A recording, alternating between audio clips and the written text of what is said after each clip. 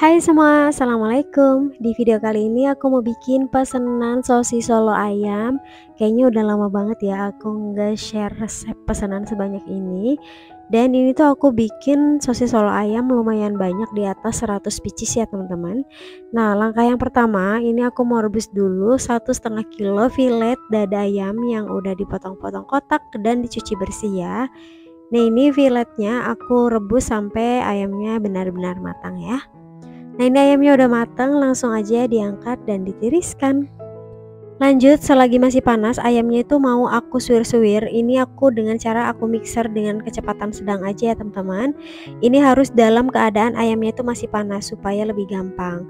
Kalau teman-teman mau cuper juga nggak apa-apa ya, boleh banget. Kalau mau dicuper, ayamnya itu harus sudah dalam keadaan dingin ya. Nah, di mixer itu teksturnya jadi seperti ini teman-teman, mirip banget kayak disuir-suir manual menggunakan tangan ya. Nah, ini sisihkan dulu. Kemudian untuk bumbu halusnya di sini aku pakai bawang merah, bawang putih, kemiri, dan ini dihaluskan ya. Aku menggunakan air. Kemudian tumis bumbunya dan tambahkan daun salam dan batang serai ya. Ini ditumis sampai bumbunya benar-benar matang. Kalau bumbunya sudah benar-benar matang, kemudian tambahkan seasoning. Di sini aku pakai garam, kaldu ayam bubuk, lada bubuk, dan gula pasir. Ini jangan lupa dites rasa lagi ya teman-teman, karena sesuai selera. Ada memang yang suka manis, ada yang suka tidak terlalu manis. Kemudian aku tambahkan santan. Ini aku dari 1 butir kelapa ya teman-teman. Kemudian santannya dimasukkan semua. Dan ini kita masak sampai santannya itu mendidih. Nah, ini santannya udah mendidih, kemudian lanjut aku masukkan ayam yang tadi udah kita suwir-suwir. Ini masukkannya semua ya teman-teman. Lanjut diaduk-aduk sampai santannya itu benar-benar meresap ke dalam ayamnya. Supaya sosis solonya itu lebih awet, pastikan benar-benar kering ya, jangan sampai masih ada basah ya teman-teman. Seperti ini cukup, ini sisihkan dulu. Nah, untuk kulit risolnya di sini aku gunakan 1,5 kilo tepung terigu protein sedang. Ini aku pakai tepung kiloan yang ada di warung ya. Kemudian tambahkan tepung tapioka sebanyak 120 gram atau setara dengan 12 sendok makan. Kemudian tambahkan garam, ini diaduk rata dulu sampai benar-benar tercampur. Kemudian masukkan air secara bertahap ya. Untuk 3600 ml air ini jangan dimasukkan semua dulu ya teman-teman. Lihat konsistensi adonan dan keencerannya, jangan sampai terlalu encer ya. Nah, kalau sudah tercampur rata, masukkan 6 butir telur dan 12 sendok makan minyak sayur.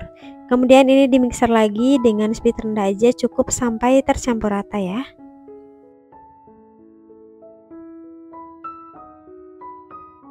Kalau udah tercampur rata, lanjut masukkan sisa airnya teman-teman. Seperti yang awal aku bilang, airnya jangan langsung dimasukkan semua, tapi dikira-kira.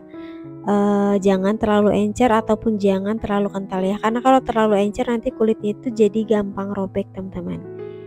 Nah, ini sudah cukup teman-teman, dan ini mau langsung aku bentuk. Nah, kira-kira ini untuk kekentalannya seperti ini ya teman-teman, jadi tidak terlalu encer ya. Lanjut, di sini aku sudah panaskan teflon dengan diameter 20 cm.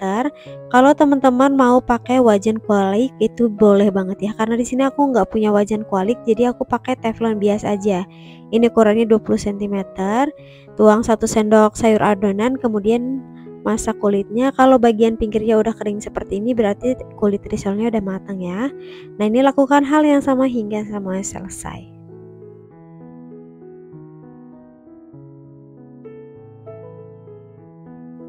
Nah, ini kulit risolnya udah aku cetak semua ya teman-teman. Kemudian ini mau aku bentuk.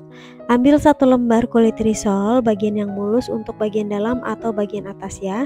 Kemudian beri isian secukupnya. Aku diisi setengah sendok makan kurang lebihnya. Nah, lipat sisi atas dan kiri kanannya, kemudian digulung. Untuk bagian ujungnya ini enggak perlu aku kasih perekat ya teman-teman, karena nanti pada saat digoreng risolnya kan mau dicelup ke telur dulu ya, jadi insya Allah ini enggak akan lepas ya. Nah, ini lakukan hingga semuanya selesai. Nah, ini dia hasilnya. Ini sosis solo yang udah dibentuk. Untuk satu resep yang aku buat ini menghasilkan 130 biji sosis solo ya teman-teman. Nah, kemudian kalau teman-teman mau jual untuk frozen food, di sini aku biasanya kemas menggunakan mika ukuran 3x seperti ini ya. Ini aku isi 10 pieces atau kalau mau 8 pieces juga bisa banget. Tapi untuk satu buah mika ini aku isi 10 pieces ya. Karena sosis Solo ini tidak menggunakan tepung panir, jadi biasanya kalau menempel satu sama lain suka lengket ya teman-teman. Jadi ini aku selingi dengan plastik. Ini plastiknya aku pakai plastik es batu ukuran setengah kilo ya. Jadi digunting memanjang seperti ini dan diseling supaya risolnya itu tidak menempel satu sama lain. Kalau dikemas seperti ini insya Allah aman ya teman-teman, tidak akan lengket pada saat risolnya itu sudah dingin. Nah, ini tinggal dikemas seperti ini. Untuk harga jual bisa menyesuaikan ya. Lanjut, sebagian untuk frozen food udah aku pisahkan dan ini sebagiannya mau aku goreng teman-teman. Ini aku kocok dulu 3 butir telur dan penyedap rasa. Kemudian ini langsung aja ya kita celupkan sosis solonya ke dalam kocokan telur seperti ini. Nah, supaya telurnya itu tidak terlalu banyak saat digoreng, ini jangan lupa diketuk-ketuk ya supaya kocokan telurnya itu turun. Kemudian ini langsung aja aku goreng di minyak yang sebelumnya sudah dipanaskan menggunakan api sedang ya sampai kecoklatan. Jangan lupa dibolak-balik supaya matang merata ya. Nah, kalau sudah kecoklatan seperti ini cukup ya. Kemudian langsung aja diangkat dan ditiriskan, lanjut digoreng lagi hingga selesai. Aku tuh suka banget sama sosis Solo, apalagi dimakan panas-panas kayak gini yang baru diangkat dari wajan. Ini tuh bener-bener bikin lagi teman-teman, apalagi dimakan itu pakai cabai rawit. Ini tuh enak banget. Nah, ini dia hasilnya yang udah digoreng. Kemudian karena ini tuh buat pesanan dan isian snack box, ini aku mau kemas menggunakan plastik OPP. Untuk plastik OPP-nya ini tuh aku pakai ukuran 25 kali 8 cm. Plastik OPP-nya itu bukan bentuk yang lembaran ya, tapi bentuk yang kantong. Jadi satu lembar plastik OPP ini aku potong menjadi 4 bagian. Karena di toko bahan kue aku mau cari yang ukuran biasa aku pakai itu nggak ada teman-teman. Nah, ini dia hasilnya sosis Solo ayam. Ini enak banget dan wajib banget kalian coba untuk ide jualan. Sekian video dari aku, semoga bermanfaat ya. Terima kasih.